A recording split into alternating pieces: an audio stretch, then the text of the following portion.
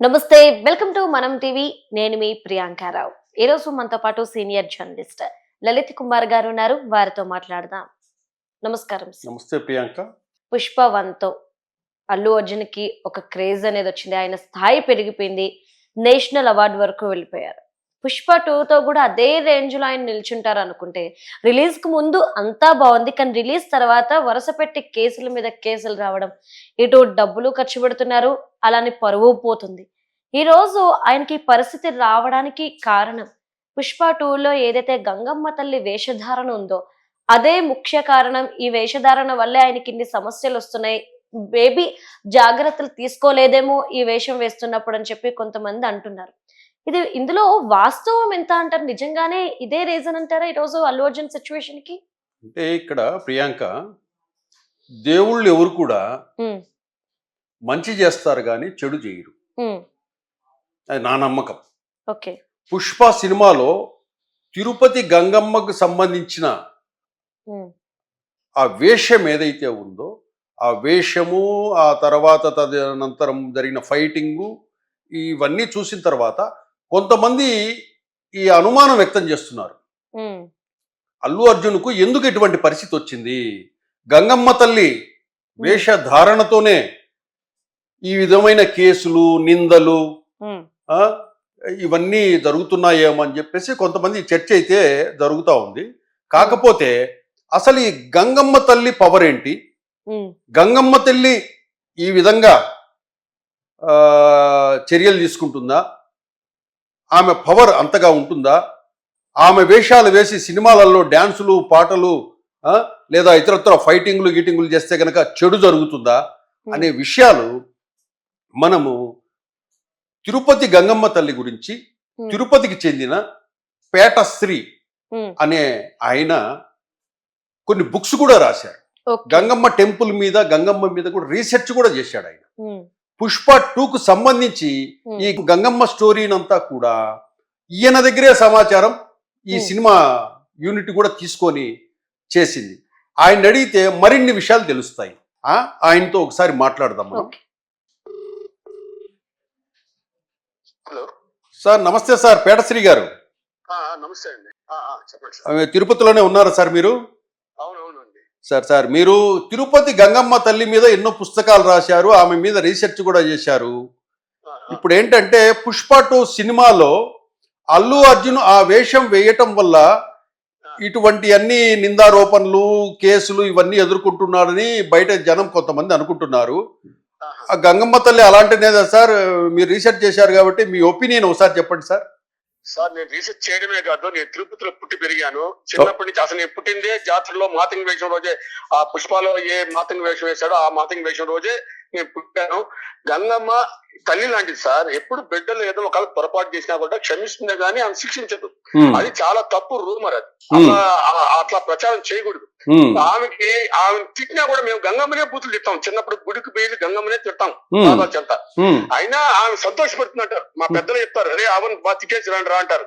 మేము గుంపులుగా వేషాలు వేసుకొని పోయి గంగమ్మ ముందర, గుడి ముందర నిలబడుకొని పాదాలని, పెద్ద పెద్ద పాదాలు ఉంటాయి, రాతి పాదాలు, దాని మీద కర్రలతో బాటుతూ ఆమె బండ బూతులు తిట్టాం. తిట్టడం సంతోషం అని ఇది. దానికి కథకు గంగమ్మ కథ చాలా సంబంధం ఉండేది. మీకు వేషం వేయడం అది అపచారంగా అయిందని అంటారు, కానీ చాలా తప్పు సార్ అది. ఎందుకంటే ఆమె వేషం వేస్తే సంతోషపడుతుంది కానీ ఆమె కోపికిచ్చుకోవద్దు. ఆ పుష్పాలు ఆ సీన్ల వల్ల, ఆ వేషం వల్ల ఆమె ఎలాంటి అపకారం చేయదు. ఏమే మా నమ్మకాలు అంటే అట్లా తప్పుడు ప్రచారం చేయడం చాలా తప్పు. ఎందుకంటే అతను వేషం వేసినాడు. నా పుస్తకం నేను ఒక 28 ఏళ్లకు ముందు మొదటి ఎడిషన్ వేశాను. ఎదురుమల జనార్దన్ రిలీజ్ చేశారు. తర్వాత second edition former chief minister మళ్ళా 2000 కాపీలు ఇస్తే ఆయన రిలీజ్ చేశారు. మేము ద్రవిడ యూనివర్సిటీ కూడా అది ఇంగ్లీష్ లో రాయించి వాళ్ళు ప్రచురించారు. మళ్ళీ ఇంకో పుస్తకం రెడీ అవుతుంది గంగమ్మ మీద. ఆమె ఎప్పుడు కానీ కరుణ తల్లే గాని ఆమె ఇట్లా బాధలు పెట్టి ఇబ్బందులు గురి చేసే ఆమె మాత్రం కాదండి గంగమ్మ. ఎందుకంటే ఈ అపవాదు మా తిరుపతి గంగమ్మకు ఆపాదించడం అనేది చాలా బాధాకరం మాకు. ఆమె వేషం వేసిన ఆశీర్వదిస్తుందే గాని సంతోషపెడుతుందే గాని ఆమె దయ వల్ల మేము ఈ రోజు ఇండియాలో రికార్డ్ కలెక్షన్ వచ్చింది మేము భావిస్తున్నాం. మీరు అట్లా హైదరాబాద్ లో అంటున్నారేమో కానీ నేనైతే అనుకుంటున్నాను ఆమె గంగమ్మ తల్లి వేషం వేయడం వల్ల ఆయనకి దాదాపు ఇప్పటికి 1500 కోట్లు దాటేసింది. ఇండియాలో టాప్ 3-4 సినిమాలో ఒకటి అయిపోయింది అది. అవును, మా గంగమ్మ అనుగ్రహమే నేను అనుకుంటున్నాను. కాబట్టి అది ఒట్టి మాటలు అలా చెప్పడం అనేది అది ఏదో చెప్తారు. ఇప్పుడు మా తిరుపతి గోవిందరాజ స్వామి గుడికి ఏమన్నా రాజకీయ నాయకుడు వచ్చిపోతే పదవిపోతుంది అంటారు. అది ఒట్టి మాటలు. గోవిందరాజ స్వామి గుడికి ఆయన కొండ మీద దర్శనం చేసుకునే కదా వస్తారు. అవునవును, అప్పుడు వెంకటేశ్వర స్వామి చూసినప్పుడు కూడా పోవచ్చు కదా. అవును, కాబట్టి అట్లా అది అపవాదం. అందుకని ఏ రాజకీయ నాయకుడు మంత్రులు మినిస్టర్లు చీఫ్ మినిస్టర్లు గోవిందరాజ స్వామి గుడికే రావడం. అవునవును. ఎన్టీ రామారావు పదవి పోయింది, గోవిందరాజ స్వామి గుడి దర్శనం చేసుకొని ఇంకొక ఎవరు పదవి పోయింది. సెంటిమెంట్ అట్లా రాజేసేసి చివరికి రాజకీయ నాయకులు మినిస్టర్లు చీఫ్ మినిస్టర్లు గోవిందరాజ స్వామి గుడికి రానికుండా చేశారు. అది తప్పు. ఆ గోవిందరాజ స్వామికి వచ్చేటప్పుడు ముందు కొండకు పేసే వచ్చాడు. అవును, కాబట్టి అవన్నీ ఆయన వెంకటేశ్వర స్వామి అన్ననే కదా గోవిందరాజ స్వామి. ఆయన అన్నే మన తప్పుగా ఇవన్నీ రూమర్స్ ఏదో ఒకటి లింక్ పెట్టుకొని బోడిగుండుకు మోకాలకు ముడి పెట్టడం చేస్తారు. గంగమ్మ లాంటి తల్లి కాదండి. చాలా మాకు మా తిరుపతిలో మేము మా గ్రామ దేవత మాకు తిరుపతిలో పుట్టి పెరిగిన వాళ్ళకంతా కూడా నాకు తెలిసి మీరు కూడా తిరుపతి వాళ్ళు అనుకుంటాను. మీరు కూడా మీరంతా మన తిరుపతి వాళ్ళంతా కూడా ఆమెని చాలా బాగా ఆరాధిస్తాము. ఆమెను బండబూతులు తిడతాము, ఆమె సంతోషపడుతుంది. వాళ్ళు తిడితే కోపం వస్తుంది కదా మన ఎవరికైనా, సంతోషపడుతుంది. దానికి గంగమ్మ కథ ఉంది, అది చెప్తే మీకు మీ లైఫ్ టైం అంతా అయిపోతుంది. చెప్పండి సార్. ఏం లేదు, తిరుపతిలో ఒక పాలయ్య గారు ఉంటాడు. వాడు స్త్రీల్ని వాడు మొదట రాజస్వాలు అయినప్పుడు లేకపోతే అంటే పెద్ద మనిషి అయినప్పుడు లేదా పెళ్లి అయినప్పుడు వాడు మొట్ట వాడితో గడపాల్సిన ఆచారం ఉండేది. గంగమ్మ అని ఆయన మన తాతాచార్యులు తాళపాక గ్రామం పోయినప్పుడు ఆ నరబలిళ్ళు కోరినప్పుడు ఆమె చిన్న పాపగా తీసుకొచ్చి తిరుపతిలో వదిలేశాడని అక్కడ పేరు వీధి కర్నాలు వీధి క్లాసులో ఆమె చిన్న పిల్లగా ఏడుస్తుంటే పక్కన అవిలాల గ్రామం పెద్దరెడ్డి అని ఆయన రావడం. ఎవరు ఈ అమ్మాయి? ఇప్పుడు అవిలాల అనేది ఒక వీధి అయిపోయింది తిరుపతిలో, ఒక వీధి. అప్పుడు ఆ గ్రామం పెద్ద తిరుపతిలో ఈ అమ్మాయి ఎవరు ఏడుస్తోంది, చిన్న గ్రామము, అందరూ అడిగాడు. చిన్న ఊరు కదా, ఎవరు మా బిడ్డ కాదు అంటే ఆయన తీసుకుని ఆయన బిడ్డలు ఎవరు పెంచుకున్నాడు. ఆమె చాలా అందగత్తి అవుతుంది. ఆ చుట్టుపక్కల ఊర్లంతా కూడా ఆమె చాలా పలుకుబడి పెరుగుతుంది. తీర్పులు గాని ఏం గాని గంగమ్మ మహిమానంతరాలని అప్పటికే పేరు వచ్చేస్తుంది. ఆమె తీర్పుని ప్రతి ఒక్కరు శిరసా వహించేవాళ్ళు. ఒకరోజు ఆమె చెలికత్తలతో స్నానం చేస్తున్నప్పుడు ఆ బావిగట్టి మీద ఉన్నప్పుడు బాలయ్య గారు ఆ దారిలో పోవడము, ఆమె చూసి మోహించడము, ఆ తర్వాత బాలయ్య గారి విషయాలను ఆమె తెలియడంతో ఆమె వాడిని చంపడానికి కత్తి తీసుకుని బయలుదేరుతుంది. అప్పుడు పక్కన ఎవరు చెప్తారు, ఆమె చాలా మహిమాంతరాలు, నువ్వు తప్పించుకో లేకపోతే చంపేస్తుంది అంటే వాడి మీద చెడు తొరలు దాక్కుంటాడు. మొదటి 3 రోజులు బైరాగ వేషము తెల్లగా ఒళ్ళంతా పూసుకొని ఒక రకమైన తిట్లు, బండ వేషం ఒళ్ళంతా ఎర్రగా పూసుకొని ఒక రకమైన తిట్లు, తోటి వేషం ఒళ్ళంతా నల్లగా పూసుకొని వేపాగా చుట్టుకొని అది ఒక రకమైన తిట్లు. 3 రోజులు బండ బూతులు తిడుతుందానే ఆ వేషాలు వేసుకుని. మేము కూడా తిరుపతి ప్రజలు ఆ వేషాలు వేసుకొని బండ బూతులు తిట్టాం, ఆమెకి ఇష్టం కాబట్టి. గంగమ్మకి ఏది ఇష్టం చేస్తే ఆమె సంతోషిస్తుందని బూతులు తిట్టాం మేము కూడా. తర్వాత వాడు రాడు, బూతులు తిట్టే వరకు పౌరుషం వస్తుంది, వస్తారు కదా బయటికి. ఆమె మళ్ళీ దొరవేషం వేసుకుని బయటకు పోతే దొరకు పారేగాడు సామంతరాజు కావడం వల్ల వాడి బయటకు రావడం, వాడి తల నరికేసి ఈ అల్లు అర్జున్ చేసాడే మాతంగి వేషం. ఈ మాతంగి వేషంలో పాలయ్య గారి భార్యకి ఊరట కలిగిస్తున్నాను. ఇది పట్టణ ప్రజలు వేస్తారు, కైకాల రెడ్లు కూడా ఆనువంశంగా వేస్తారు. అవిరాల నుంచి పెద్దరెడ్డి వాళ్ళ ఇంటి నుంచి కైకాల రెడ్లు తిరుపతి వాళ్ళు తీసుకొచ్చి వాళ్ళ వంశ పరిపాలనగా వేషాలు వేస్తారు కైకాల రెడ్డి. కాబట్టి ఇదంతా ఒక గంగ జాతరని అంతా ఆయన సినిమాటిక్ గా మార్చుకున్నారు. మనం ఏం చెప్పేదానికి ఏం లేదు. మామూలుగా సినిమా కోసం అగ్గి దూకేది గంగ జాతరలు లేదు, దాంట్లో అగ్గి దూకేది పెట్టారు. తర్వాత ఇట్లా ఇవన్నీ కూడా ఉన్నాయి. కాబట్టి నేను అనుకోవడం లేదు, అనుకోను కూడా, తప్పది. మా గంగమ్మ అల్లాడిదంటే ఆమె ఏదో ఫ్యాక్సిస్ట్ మా తయారు చేస్తున్నారు, ఆమె ఏదో శిక్షిస్తుందని. ఇంకేమన్నా అడగండి సార్.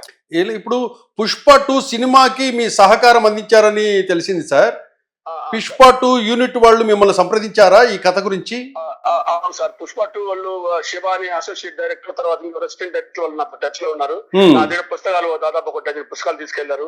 ఇంగ్లీష్ గంగమ్మ కూడా ద్రవిడ భాష నుంచి తెప్పించి వాళ్ళకి ఇచ్చాను.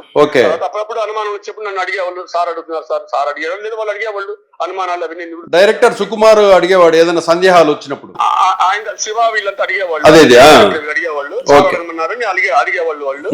నేను నాకు తెలిసింది చెప్పేవాడిని. ఎందుకంటే ఆ పుస్తకం రాశాను కాబట్టి.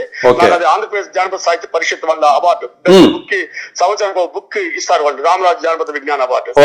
అక్కడ శ్రీనారాయణ రెడ్డి, నాయన కృష్ణకుమారి, గోపి వైస్ ఛాన్సలర్ వీళ్ళంతా నాకు హైదరాబాద్ లో తెలుగు యూనివర్సిటీలో నాకు అవార్డు ఇచ్చారు. అవార్డు ఇచ్చి నాకు సన్మానం చేశారు ఆ బుక్ కి. సరే అది చెప్పుకోవడం సొంత డబ్బా అవుతుంది. తర్వాత చంద్రబోస్ కూడా తర్వాత TV9 లో ఒక ½ అవర్ ప్రోగ్రామ్ పెట్టినప్పుడు నా ఎక్స్పీరియన్సెస్ అవన్నీ నన్ను అడిగారు, చెప్పారు. మీ పాట ఏమన్నా ఉందా సార్ దీంట్లో? మీరు పుస్తకంలో ఉండే గంగూ రేణుక తల్లి నా పుస్తకంలో గంగ జాతర బుక్ లో ఉండేది. పాపం మళ్ళీ మరుసటి రోజు TV9 లో వస్తానే ఈ మధ్యన వారం ముందు చంద్రబోస్ కూడా ఫోన్ చేసి, సార్ దాన్ని ఇట్లా వాడుకోవడం జరిగింది, జానపదం కదా, దాన్ని తీసుకుంటే ఎఫెక్టివ్ గా ఉంటుంది తీసుకున్నాను అన్నారు. సరే ఓకే, ఇట్స్ ఆల్ రైట్ అంటే కొన్ని పదాలు కూడా ముందర చూస్తే 300 కన్నులు, వెనక చూస్తే 700 కన్నులు, ఇవన్నీ కూడా ఆ పాటలో ఉండేవన్నీ కూడా ఆ పుస్తకంలో ఉండేటివి. సరే నా గంగ జాతర నా తిరుపతిలో ఉండేది నేను కోరుకుంటాను రావడం, మా పాట రూపంలో గానీ సినిమా రూపంలో రావడం నాకు ఇష్టము. దాని మీద నాకు ఎలాంటి ఇది లేదు, నా సహాయ సహకారాలు నా పుస్తకం ద్వారా వచ్చిందంటే నాకు సంతోషమే. Okay okay sir. Sir okay, thank you sir. Sir మీ పేరు పేటశ్రీ అంటారు, మీ పూర్తి పేరు సార్? సార్ పేట శ్రీనివాసులు రెడ్డి, పేటశ్రీ నా కథం పేరు. మీరు తిరుపతిలో ఏం చేస్తారు సార్? నేను తిరుపతిలో వెంకటేశ్వర యూనివర్సిటీలో ప్రొఫెసర్ గా రిటైర్డ్ అయిన ఈ మధ్యనే. Okay. Telugu academy AP divide అయినాక తెలుగు అకాడమీకి ఫౌండర్ డైరెక్టర్ నేను పనిచేశాను sir. Okay okay, thank you very much sir Srinivasulu sir. Thank you very much sir. Thank you sir. Thank you. ఇది ప్రియాంక. గతంలో తిరుపతిలో గోవిందరాజ స్వామిని రాజకీయ నాయకులు బోనీకుండా చేశారు, దుష్ప్రచారం చేసి. అట్లాగే మేమంతా కూడా తిరుపతిలో గంగమ్మ తల్లి దయ వల్ల, కృపా కటాక్షాల వల్లే పుష్ప సినిమాకి 1400-1500 కోట్లు కలెక్షన్ చేసిందని మేము ఆనందపడుతున్నాము. గంగమ్మ తల్లి లాంటిది బిడ్డలకి చెడు చేయాలని చూడదు, ఏదైనా తప్పులు జరిగినా కూడా అటువంటి ప్రచారము అది దుష్ప్రచారము, వాటిని నమ్మనవసరం లేదు అనేసి కూడా మన పేట శ్రీనివాసరెడ్డి గారు ఈ గంగమ్మ తల్లి మీద రీసెర్చ్ చేసి బుక్స్ రాసిన వ్యక్తి చెప్తున్నారు. అది ప్రియాంక. సో మొత్తం మీద ఏవి పడితే అవి రూమర్స్ క్రియేట్ చేయొద్దు అనేది మీరు చెప్తున్నారు. రూమర్స్, దేవుళ్ళు ఎప్పుడు కూడా మంచి చేయాలని కోరుకుంటారు తప్పితే చెడు చేయాలని కోరుకోరు అనేది మనం ఈ ఇంటర్వ్యూ ద్వారా మనం జనాలకి, ప్రజలకి అందరికీ చెప్తున్నాం. Okay right, thank you so much sir. Thank you Priyanka, thank you.